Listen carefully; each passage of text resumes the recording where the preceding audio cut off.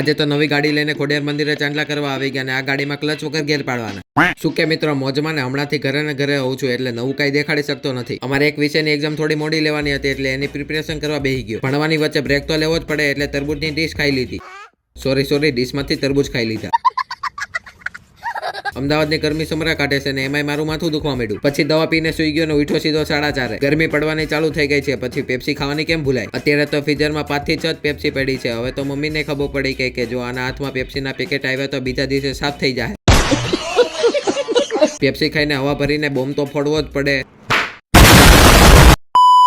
ત્યાં મામાનો ફોન આવ્યો કે ખોડિયાર મંદિરે આવી. ભાણો પોગ્યો એની પહેલા તો શ્રીફળ વધેરીને ગાડીમાં ચાંદલા થઈ ગયા હતા. પછી કરી લીધા આઈ શ્રી ખોડિયાર માતાના દર્શન. ફાઇનલી ચિરાગ મામાએ લઈ લીધી કિયા સોનરનું ટોપ મોડલ. ને આમાં જોરદાર વાત તો એ છે કે આ ગાડી હાફ ઓટો આવે એટલે કે ક્લચ વગર ગેર પાડવાના.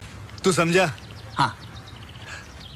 નહીં, તું સમજા નહીં. પછી માહોલ જામ્યો તો તે મામાના ખર્ચે પી લીધી લીંબુ સોડા. મળે નવા મિની વ્લોગમાં. રામે રામ.